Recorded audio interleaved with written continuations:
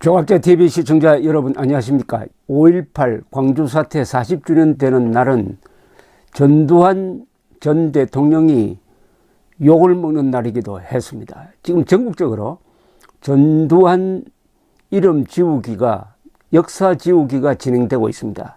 청남대는 전두환 대통령이 만든 별장인데 거기서 전두환 노태우 동상을 철거하자 이렇게 결정을 했다고 그럽니다. 그리고 전두환 대통령이 쓴 현판이라든지 돌에 새긴 길 이름이라든지 이런 걸 지금 지우자는 그런 캠페인이 벌어지고 있습니다. 이것은 역사에 대한 침뱉기입니다. 그리고 역사 조작입니다. 이런 행동을 하는 사람이, 이런 행동을 하는 정권이 언제까지 보호를 받는지 한번 두 눈을 부릅뜨고 지켜보겠습니다. 전두환 대통령을 이렇게 대우해서는 안 됩니다. 전두환 대통령은 역사 속에서 자기에게 부여받은 임무를 150% 이상 달성한 사람입니다. 딱 하나만 통계로 말씀드리겠습니다. 우리나라 역대 대통령 중에서 국제 비교에서 경제 성장률로 1등한 사람이 누굴까요? 박정희 대통령이 아닙니다. 전두환 대통령입니다. 전두환 대통령이 8년을 다스렸던 1980년대 대한민국의 경제 성장률은 연평균 10.1%였습니다. 세계 1등입니다. 약 200개 나라에서 세계 1등입니다. 경제 성장률 세계 1등이라는 말은 그 대통령의 성적표입니다. 그리고 전두환 대통령은 절대로 독재자로 불러서는 안 됩니다. 전두환 대통령이 만든 헌법이 바로 제6공화국 헌법이고 거기서 문재인 대통령도 뽑힌 겁니다. 전두환 대통령이 집권할 때 피를 흘렸다 하더라도 퇴임할 때 단임이란 약속을 지켰습니다. 그리고 물러나기 직전에 직선제 개헌안을 받아들여 가지고 개헌을 통해서 직선제 대통령 선거를 통해서 노태우 정권이 등장하고 노태우 정권이 민주화를 시행한 정권입니다.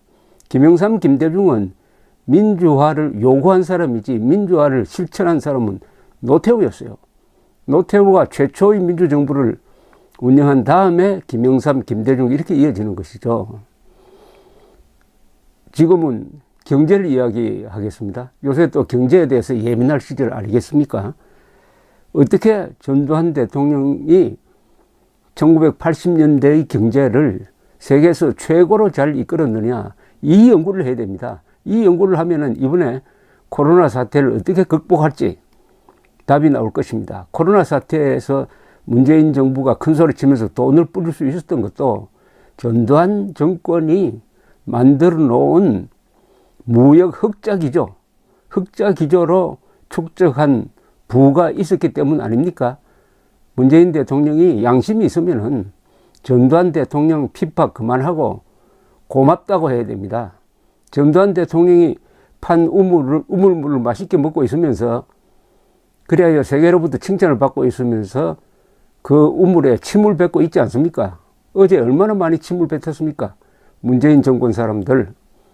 그래 놓고 복이 올 것이라고 기대를 합니까? 역사에도 인과응보라는 게 있습니다. 더구나 전두환 대통령은 한일 격차를 가장 많이 줄인 사람입니다.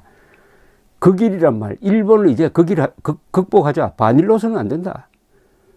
이렇게 해서 일본을 따라잡는데 전두환 대통령만큼 공을 세운 사람이 없습니다. 그 통계를 제가 지금부터 발표를 해드리겠습니다. 한일 경제 성장률 비교입니다. 요 자세한 것은 조갑제닷컴에 들어가 보시기 바랍니다. 한일 경제 성장률 비교입니다. 1981년부터 하겠습니다. 1981년 일본의 경제 성장률이 4.2%였습니다. 한국이 7.4%, 2배죠.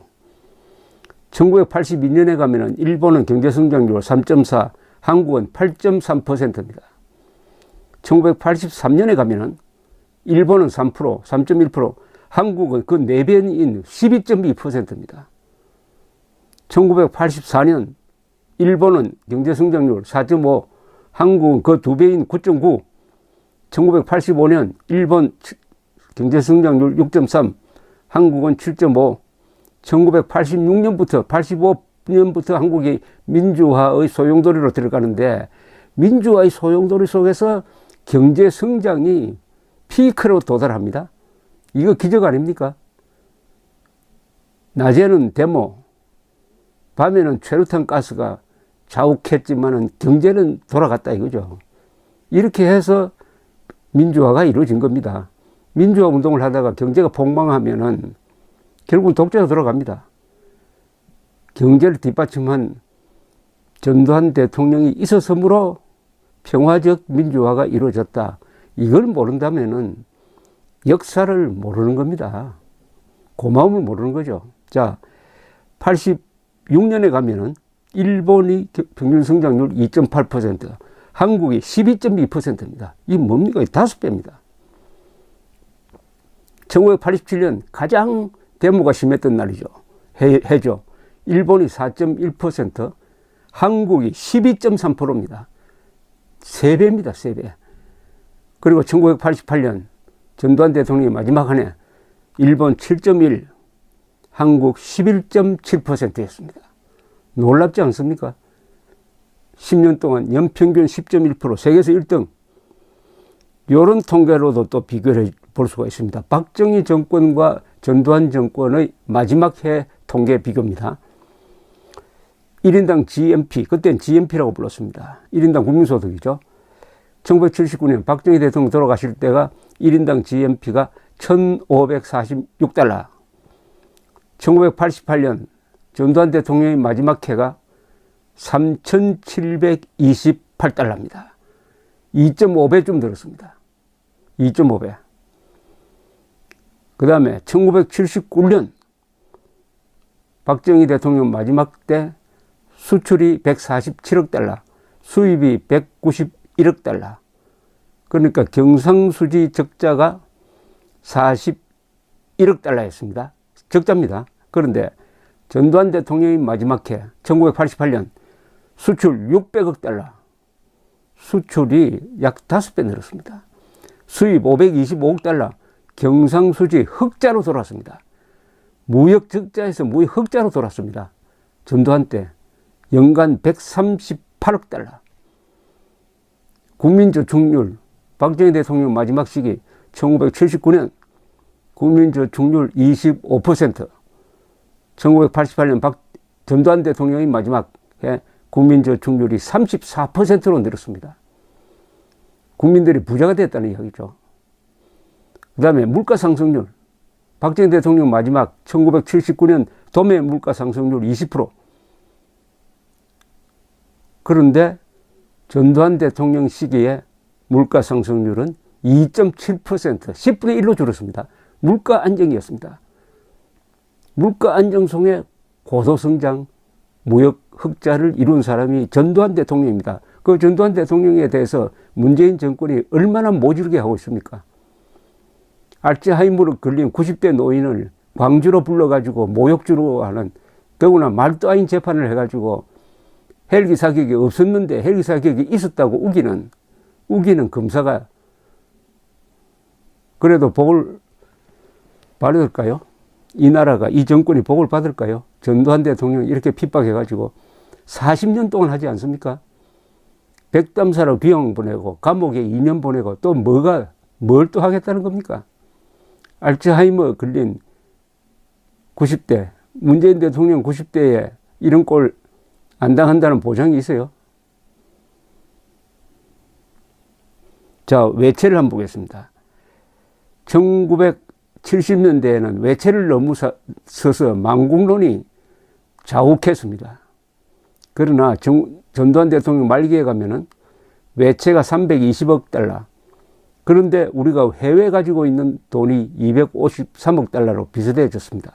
그 한 해 뒤에는 한국이 채권국으로 바뀝니다. 채무국이 아닙니다. 채권국으로 바뀝니다. 전화대수 1982년 300만 대에서 1988년에 1000만 대로 늡니다. 그리고 전두환 대통령이 미래를 위한 투자를 합니다.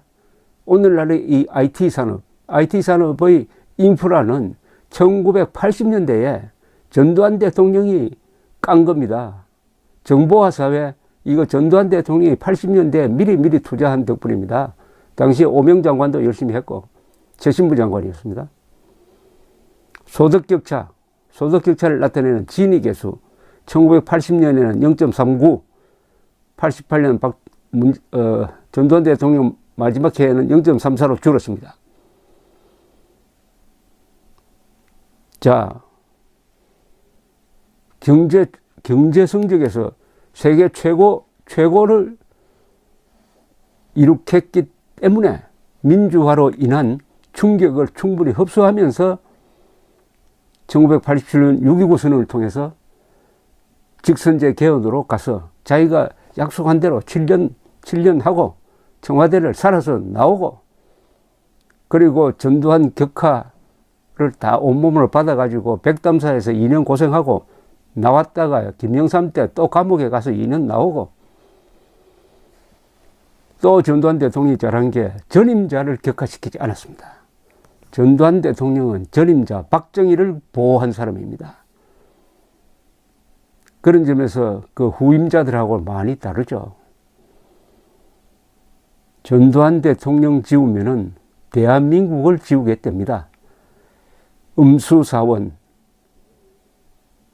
우물물을 마실 때는 우물을 판 사람에게 감사해야 되지, 그게 침을 뱉으면은 결국 침 뱉은 사람 얼굴에도 누군가는 침을 뱉게 될 것입니다. 감사합니다.